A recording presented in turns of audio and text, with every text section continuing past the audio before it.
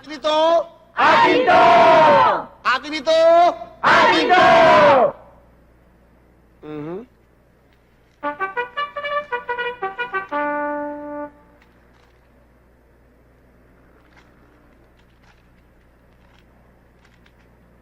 Huwag ninyong ipangahas ang lakas ng inyong mga katawan. Huwag ninyong ipangahas ang inyong mga kayamanan. At huwag ninyong ipangahas ang inyong karunungan. Sapagkat sa isang iglap lamang, ang lahat ng ito ay mawawala. At gusto ko ring malaman yung lahat na ang lahat ng biyayang natatamo natin sa Kanya sa mundong ito ay galing lang sa Kanya.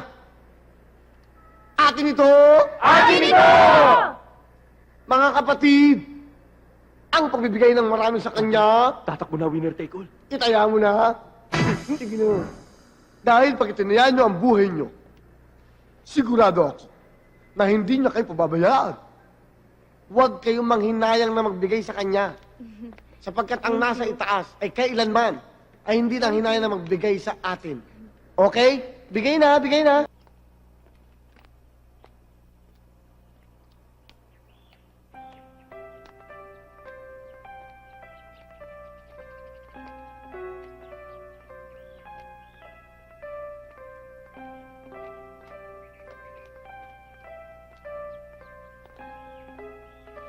Mukhang malalim ang iniisip mo ah. Hindi naman. Naisip ko lang yung sinabi ng pulis. Tama siya. Tinuturuan natin maging tamad yung mga taong tinutulungan natin. Mando, ang tamad lang na tao ay yung mga taong pwede pang magtrabaho pero hindi binabanat ang kanilang mga buto. Sa halip ay umaasa na lang sila sa ibinibigay ng iba. Pero yung mga taong hindi na kaya magtrabaho, yung may sakit, imbalido, at yung matatanda na walang kamag-anak na mag-aasikaso sa kanila. Sa tingin ko sila ang dapat natin tulungan. Sa bagay, sabi nga ng matatanda, ang ginagawa mo sa tao, parang ginagawa mo na rin sa Diyos. Sa makatuwid pala, Mando. Parang dinudugasan na rin natin ng Diyos. Kaya nga nagbibigay tayo ng tulong para mabawasan ang mga kasalanan natin. Ganun ba yun? Oo. Sabi ko na nga ba eh. Bakit? Wala namang sinasabi ah. Pare, yun ang sasakyan nila. Baka dyan nagtatago.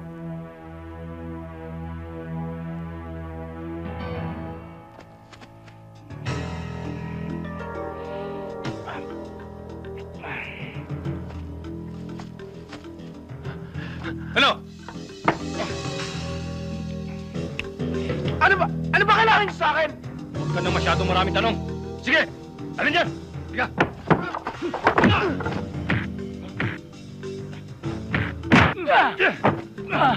Sige, dali niyo.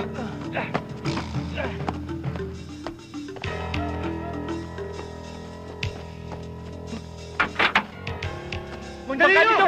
Magkandito! Bakit? Dali! Bakit? Hoy! Asan mama? Ano nangyari dyan? Ano nangyari? Yung kasama nyo! Oo! May bigode! Yung matangkat! Yung gwapo! Yung kumukha ni Christopher! Yung... Ay, nakapako! Ano ba talaga? Kidnap! Ha? Ano? Teka, Ano pa hinihintay nyo? Tara na! Tara na! Tumigil na kayo! halika na! Puro kayo biro!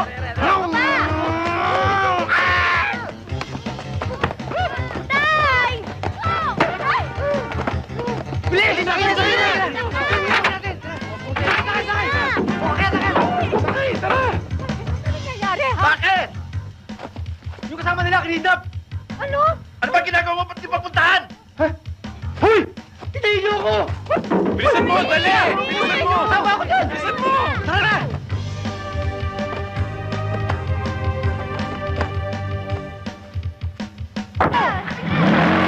Bilis! Bilisan mo!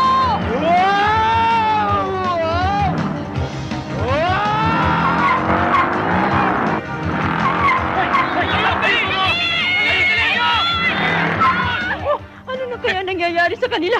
Kaya na nila yun!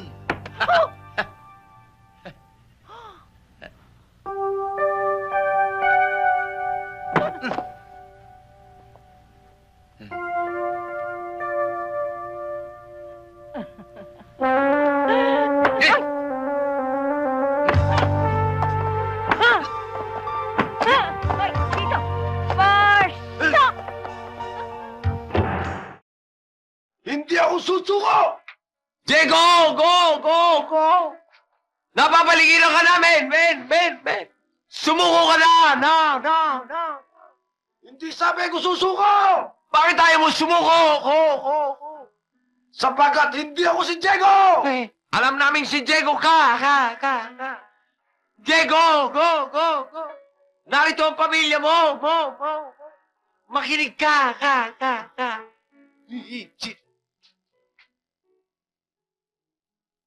Diego! Ako si Parida! Ang iyong tirida! Nakikiusap ako sa iyo, Diego! Sumuko ka na! Hindi ako susuko! Narito ang iyong bunso para pag-iusapan ka, Diego! Go! Ay, lahat! Pag-iusapan mo ang tatay! Tay! Ako ang bunsoy! Soy! Sumuko ka na!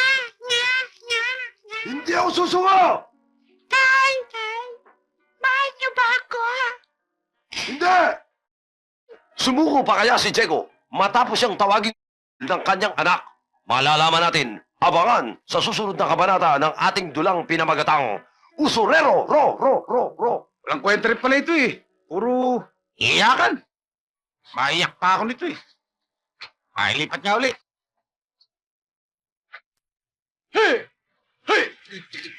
Hayo! Silver! Away! Yeah! Silver! You said it, man!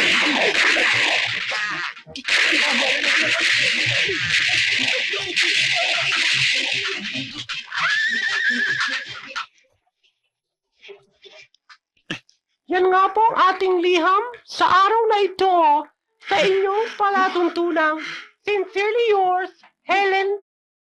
Obra na talaga ang violence niya. Hanggang sa muli, Babu. Muntik na akong tamaan eh. Yan po ang liham ng ating magandang lalaki na nagngangalang Jack. Jack, ang may papayo ko lang sa'yo, Jack. Huwag ka nang maglasing. Kalimutan mo ang alak. Lalo ka lang pumapangit. Matulog ka na. Pogi ka pa naman. At para sa'yo, Jack, aawitan na lang kita ng isang awitin pampatulog. Memi na, pogi, matutulog ng pogi. Tulog na, tulog na, tulog na, tulog na, tulog na, tulog na, tulog. Tulog na!